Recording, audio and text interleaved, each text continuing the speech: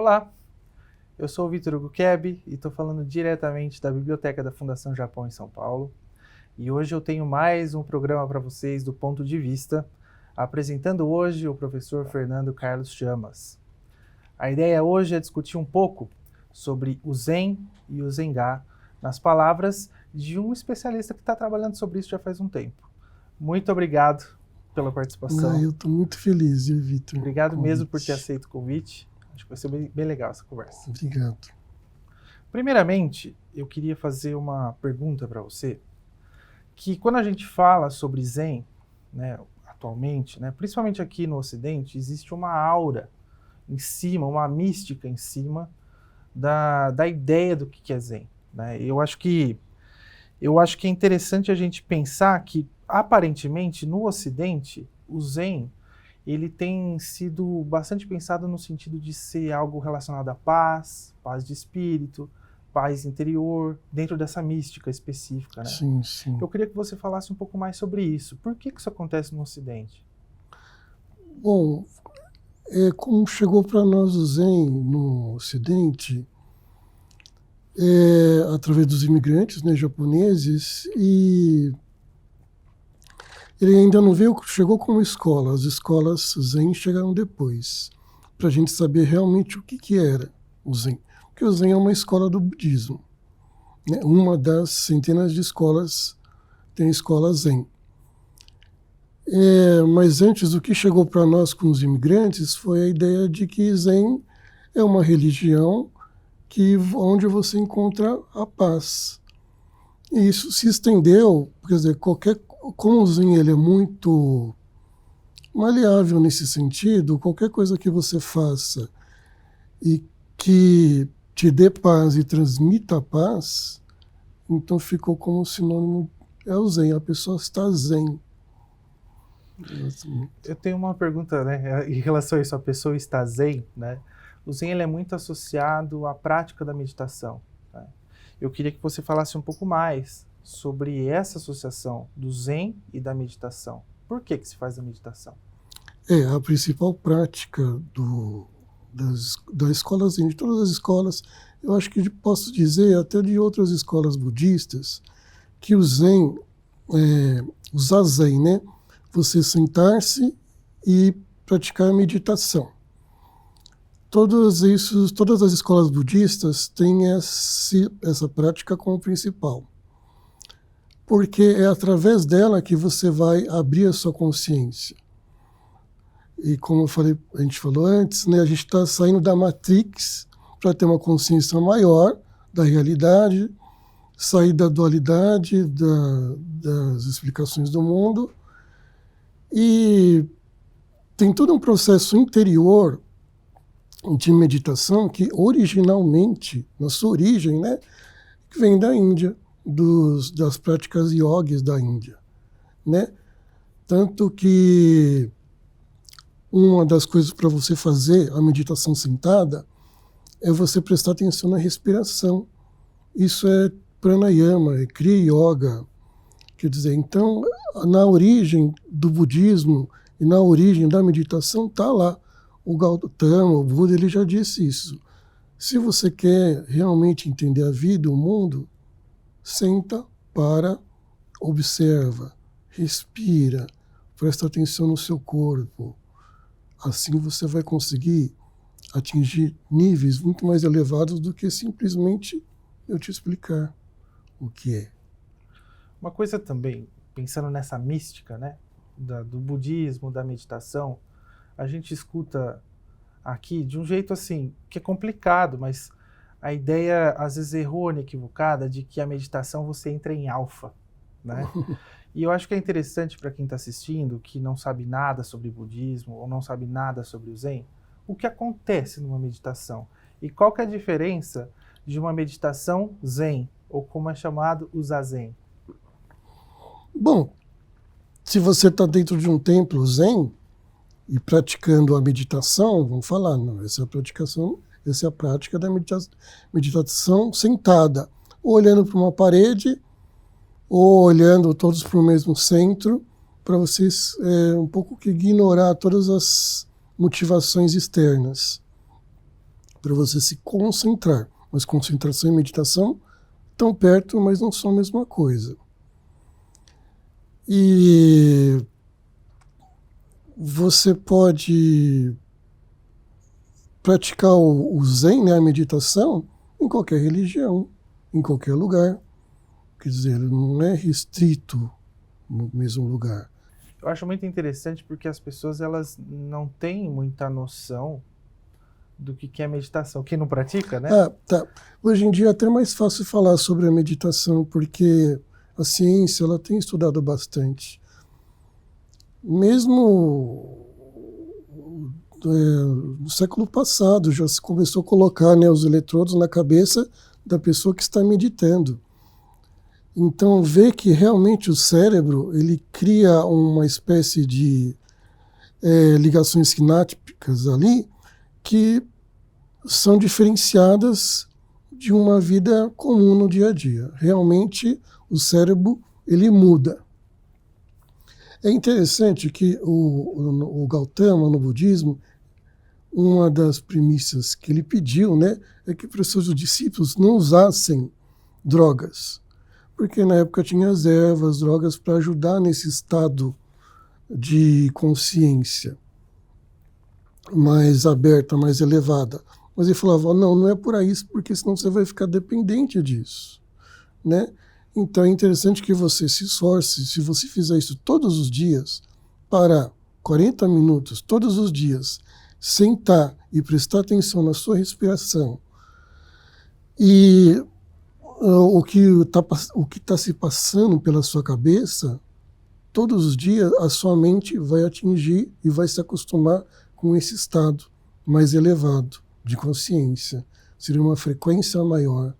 Você sai de uma frequência mundana, né, para coisas mais sutis, mais elevadas. Eu tenho uma outra pergunta, eu acho que essa é difícil. Tá? Mas eu acho que muita gente está querendo saber. Talvez seja o segredo do sucesso, né, do budismo. O que é a iluminação? O que é essa busca pela iluminação? O que faz as pessoas há milênios estarem atrás da tal da iluminação? E como que é essa iluminação no Zen? Vou te dizer uma coisa que talvez não agrade muitas pessoas. O Buda, ele nunca quis nada assim de esotérico, metafísico, paranormal, né? Então, se você levar a iluminação para esse campo, posso dizer que nenhuma pessoa nunca se iluminou, nunca vai se iluminar e nunca se iluminará em nenhum momento. Porque não é uma chave que vira. E você, de repente, tem a consciência total, como acontece lá no filme do Matrix, né? Que, de repente, ele vê que é tudo em código binário, né? Eu não sei se é assim, mas a iluminação é muito mais um esforço diário de atenção plena. Até saiu tinha um livro disso, de atenção plena, de consciência plena. Quer dizer, você está fazendo as suas coisas no dia a dia, no seu trabalho, não importa o que você está fazendo. Se você está lá concentrado naquilo, tentando fazer o melhor possível, você cria já um estado na sua mente que é um estado de iluminação. E não é que vai te levar a santidade nenhuma. Né? Não é para você se tornar um santo, criar aquela aura, né? Não. É um trabalho, é um esforço diário, contínuo. Isso é iluminação. Eu queria te fazer uma outra pergunta, que quando a gente fala em Zen, aparece bastante na literatura, né? Qual que é a relação entre o Zen e a espontaneidade? O que quer dizer essa espontaneidade para o Zen? Sim, então, a prática da meditação, ela, com o tempo, ela vai gerando na pessoa, tanto física quanto mentalmente, ela vai se tornando mais natural, vai agindo com mais naturalidade, porque a meditação vai criar uma robustez espiritual diante do mundo. O mundo está um caos? Tá, né? Mas você vai se envolver com esse caos? Não, você criou um estado tal de discernimento que você já não vai mais ser afetado por essas flutuações contínuas do mundo, porque elas sempre vão existir, né? A gente fala, o budismo divide bem o mundo espiritual e o mundo material. Os dois fazem parte da mesma fonte, elas existem, não tem como acabar com destruir o universo material, né? Então, se você está aqui, você tem que aprender a viver neste mundo da forma mais autêntica, mais tranquila possível, com mais discernimento possível, para você não se perder nas ilusões do mundo, ilusões e paixões do mundo. Tem gente que fica muito confuso com essa ideia e fala, então por que o universo material existe, né? Ele cria tantas necessidades, paixões, ilusões. Não, ele existe para que a pessoa crie mais discernimento e possa saber que ela vai continuar existindo como consciência eterna, independente se o mundo material existir ou não, que seria a morte, ela vai continuar. Agora que a gente entendeu, basicamente, né, alguns elementos importantes do Zen e do budismo, eu queria saber como isso daí influenciou a cultura japonesa. Eu sei, é uma questão difícil, né? A gente estuda isso faz muito tempo, né? Mas eu queria ouvir de você como que o Zen e o budismo influenciaram a cultura japonesa. Tremendamente, viu? Porque o Japão, vamos dizer, lá no século VIII, no século V, o Japão estava lá sossegado, isolado, porque é uma ilha, né? Eles apenas acreditam em 8 milhões de deuses lá, né? Só. Então já estava tudo bem, mas de repente o budismo entra no Japão até através da Coreia, com uma quantidade de sutras, de explicações e de estátuas. Eu acho que eu comparo isso como se fosse uma invasão extraterrestre, porque eles não sabiam nada disso, de repente chega tudo isso de uma vez, né? Que no Japão teve até um conflito inicial, né? Falando, a gente já tem nossos deuses, nossos 8 milhões de deuses, a gente não precisa de mais um. E olha que o panteão budista ele é muito grande também, porque como ele vem lá da Índia, né?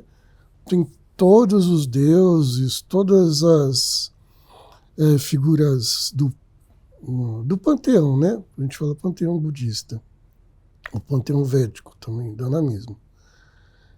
E no começo teve, então, um conflito, será que a gente aceita ou não? Vai que a gente aceita o Buda e os nossos deuses se revoltam, aí vai criar um problema maior, porque uma das raízes assim, do comportamento japonês é você se preocupar com as calamidades naturais, infelizmente, né, do Japão, que sempre ocorreram muitas, né?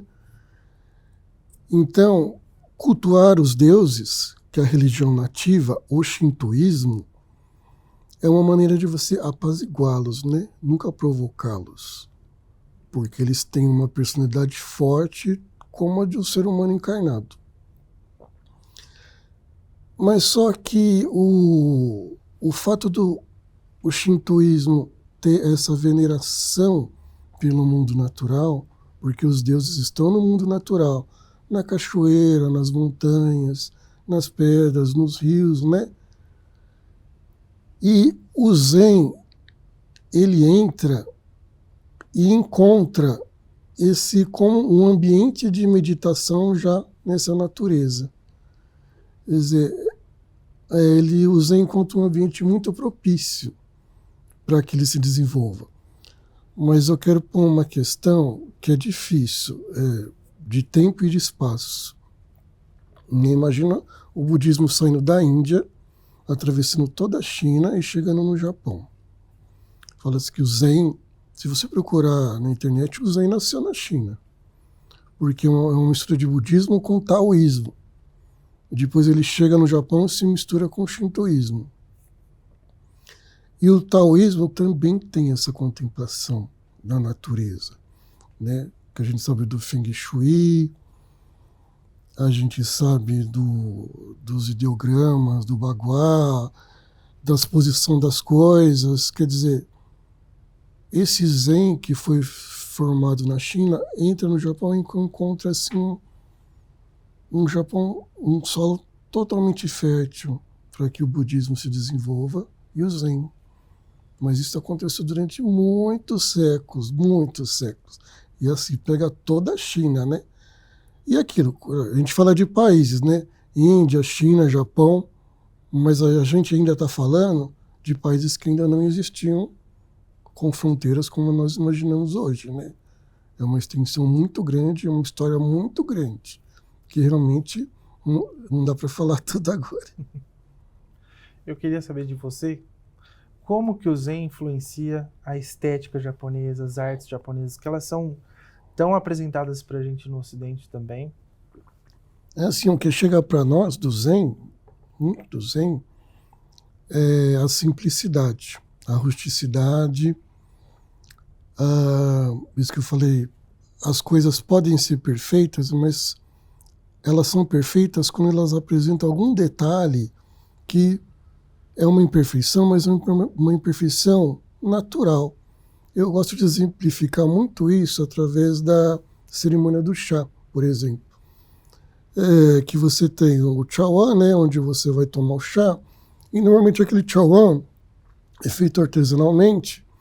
Ele é feito, moe as pedras, faz a cerâmica, depois mistura algumas tintas, coloca lá para assar, e ele tem aquele resultado especial. Quer dizer, às vezes tem furos, bolhas, a coisa está meio torta, assim, e a gente ainda pode encontrar alguma coisa aqui mesmo nas lojas japonesas aqui da Liberdade, você encontra ainda esse tipo de material. Quer dizer, então, aqui nós brasileiros começamos a entender essa estética como algo rústico, simples, que é presente, por exemplo, essa mesinha aqui está apresentando as veias da madeira original.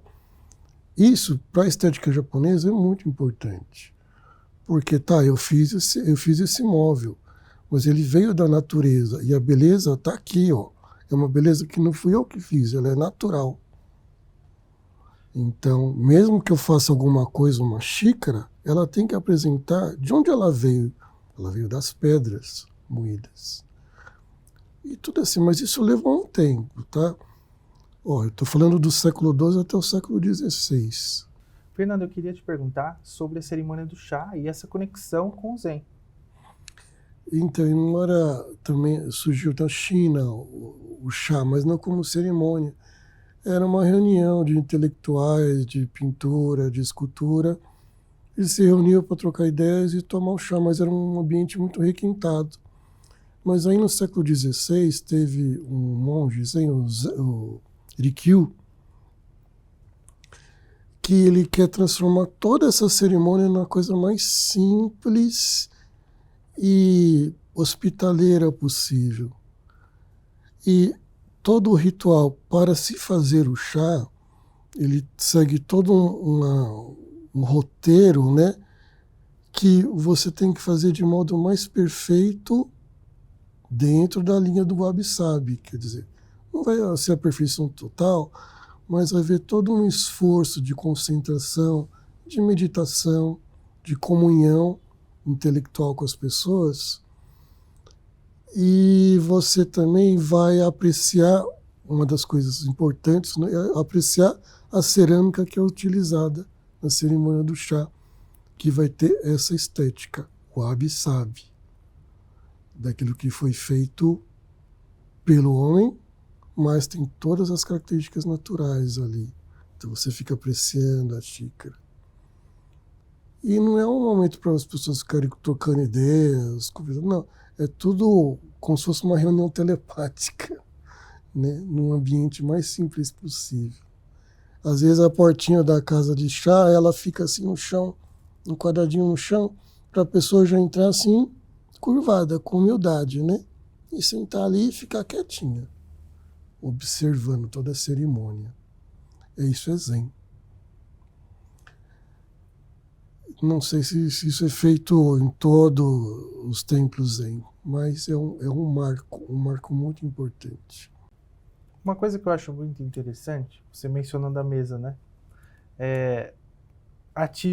Aciona os alarmes para uma expressão que tem, obviamente, uma influência do Zen e do Tao também, que é o wabi-sabi. Você pode falar para gente? Isso.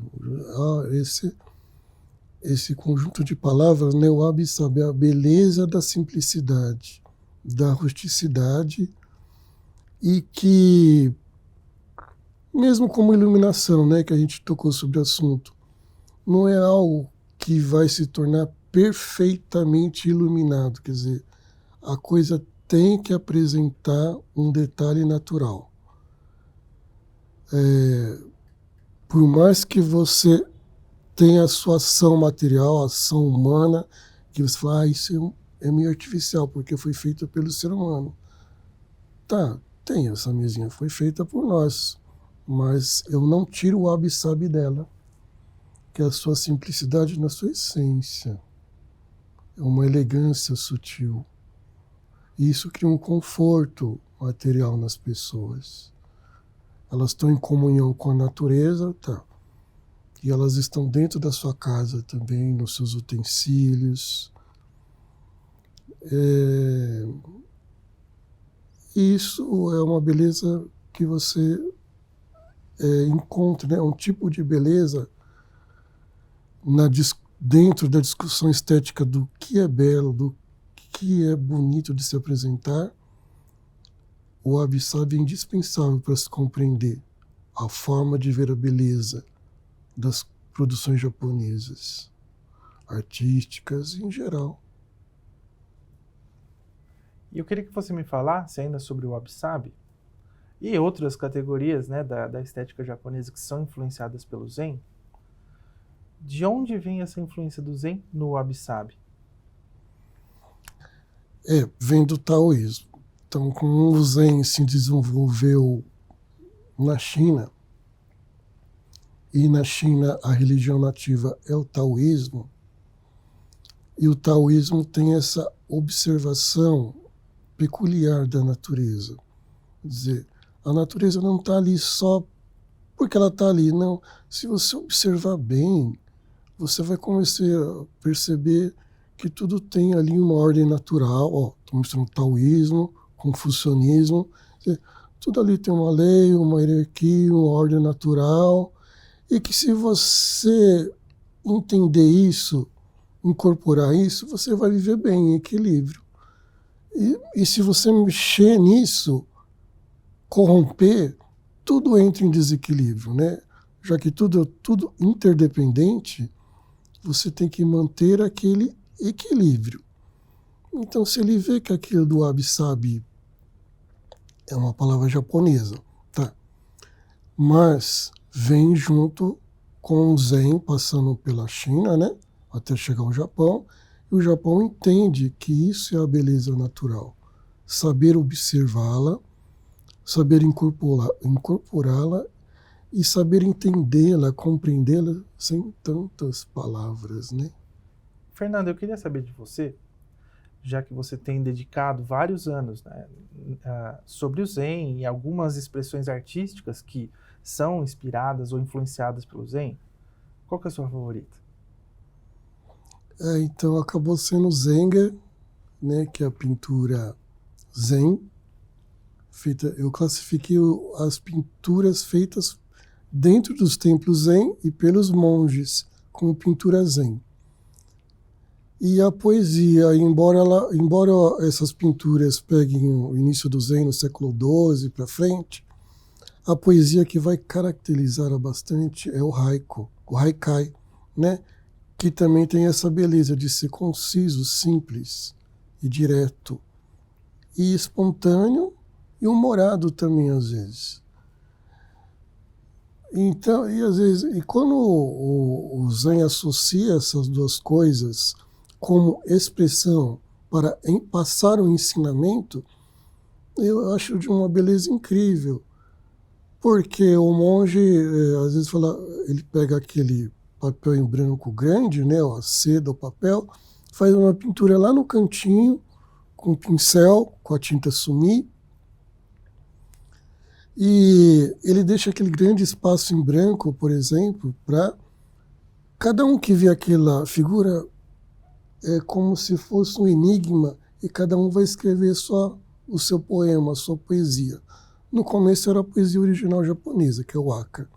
mas quando chega lá no século XV e XVI, vai ser o Haikai, que o principal expoente do Haikai é o Basho, que também fez algumas pinturas zen. Aí eu classifico também ele como monge zen, então ele faz pintura zen, que é zenga também. Então são duas coisas que me faltava compreender. Porque quando eu fiz o livro de budismo, falar sobre todo o budismo, não cabia o zen. O zen tinha que entrar com mais um livro, mais uma parte. Então eu me sinto bastante satisfeito agora. Eu queria fazer uma última pergunta para você. Eu tô repassando a bola, né? Porque é uma pergunta que todo mundo faz para mim. Eu queria saber, Fernando, como que você começou a estudar? Qual foi a motivação para você querer estudar o budismo, o zen, o zenga? Eu acredito que de muitas vidas, viu? Porque desde criança eu criava e fazia coisas que remetiam diretamente a coisas que eu via na televisão depois sobre o Zen, sobre o Japão. Eram mínimas coisas, mas a gente se identifica muito com aquilo. Então eu comecei com as estátuas budistas, que praticamente uma segunda população no Japão. Tem tantas pessoas quanto estátuas no Japão. Então eu queria saber o que aconteceu ali. E isso eu fui muito estimulado pelos meus orientadores também, que perceberam isso, né? A minha orientadora percebeu, falou: Fernando, faça então seu estudo sobre arte budista, né? Mas aquilo, né? Arte budista é só estudar meio mundo e estudar 2000 anos de história. Foi um desafio grande, mas apaixonante. E ainda continuo, porque é o que eu gosto de ver e fazer. E assim, eu acho que é muito legal a gente falar aqui, mas a sua pesquisa rendeu frutos, né? Você tem livros publicados falando sobre as estátuas, as esculturas, mas também sobre o Zenga. Eu queria que você falasse, Fernando, apresentasse para o público que está assistindo a gente os seus livros. Bom, são 3. Que um é uma tradução do pensador Kato Shuichi, que ele fala sobre o tempo e espaço na cultura japonesa. Então, ele vai entrar nesse assunto naturalmente, ele vai entrar no assunto budista, porque é a base, um dos pilares da cultura japonesa. E aí eu fiz também um livro sobre a escultura budista, que vai explicar o máximo de estátuas, porque também chega num número tão grande que não tem fim. Você percebe que a coisa não tem fim. Né? O budismo é extenso demais, é uma literatura grande demais. Não tem como você pegar tudo. Mas pelo menos eu consegui apresentar as principais estátuas, o que elas significam, onde se encontravam, né? Aí faltou a parte do Zen, que eu não coloquei porque o livro já tinha ficado desse tamanho, eu não queria que ficasse desse tamanho. Então o Zen ficou para uma segunda parte. E eu peguei a parte que eu gosto do Zen, que é a pintura. Porque o Zen, como é popularmente conhecido, vai ter sobre jardins, sobre chá, ou sobre samurais. Quer dizer, o Zen entra em todas as estéticas que os japoneses até já faziam, né, de uma outra forma. Não, mas vamos simplificar tudo isso, vamos fazer de uma forma Zen. É uma coisa muito natural da cultura japonesa. Você pegar e transformar aquilo na sua identidade própria japonesa. Isso o japonês fez muito. Embora muitas coisas tenham se originado na China, tá. Mas agora vamos fazer o nosso modo de pensar japonês. Isso é legal. Eu queria agradecer a sua participação. Foi uma boa conversa, né? Nossa, é tão rápido, né? Mas eu me coloco à disposição sempre. Lembrando, né, pessoal, se vocês quiserem saber mais sobre os livros do Fernando, procura aqui na descrição do vídeo, que vai ter o nome de todos os livros publicados. Inclusive, o Fernando ele escreveu um ensaio especial para a série de artigos da Fundação Japão sobre Zen que está rolando nos últimos meses. Então, se você quiser saber mais sobre Zen, conhecer mais sobre o trabalho do Fernando, fica a dica aí. O ensaio você consegue ler já. Ele é bem legal, viu? Eu gostei do... Então, eu te falei, você veja essas imagens, elas estão, obviamente, elas não estão no templo original. Elas seriam para ser observadas no templo, porque ela tem toda uma aura de sacralidade, né? E então, quando você observar as obras de Sengai, eu queria orientá-los a você ver eles com simplicidade também, porque são monges que se expressaram de forma natural. Eles não quiseram ser grandes artistas ou popularmente conhecidos. Não. As pessoas pediam para ele desenhava e ensinava alguma coisa do Zen, né? E, então, assim que você deve observar as obras, não como uma exposição de um grande pintor, mas de um grande professor. E o Sengai, ele é um dos professores mais queridos, né, da história japonesa Zen. Eu queria agradecer, Fernando, pela sua participação mais Obrigado, uma vez. Vitor. E eu gostaria de lembrar vocês mais uma vez que eu estou falando diretamente da biblioteca da Fundação Japão São Paulo. E a Fundação Japão, ela incentiva os estudos japoneses no país. Então é muito interessante saber dos programas, acessar o site da Fundação Japão e vocês vão ter acesso, inclusive, a séries especiais de artigos que falam sobre vários temas da cultura japonesa. Pode ser legal. Para quem está iniciando sua pesquisa agora, vale a pena conferir o que está sendo feito. Vale a pena conhecer outros pesquisadores, como o professor Fernando aqui também. E é isso. A gente se vê na próxima.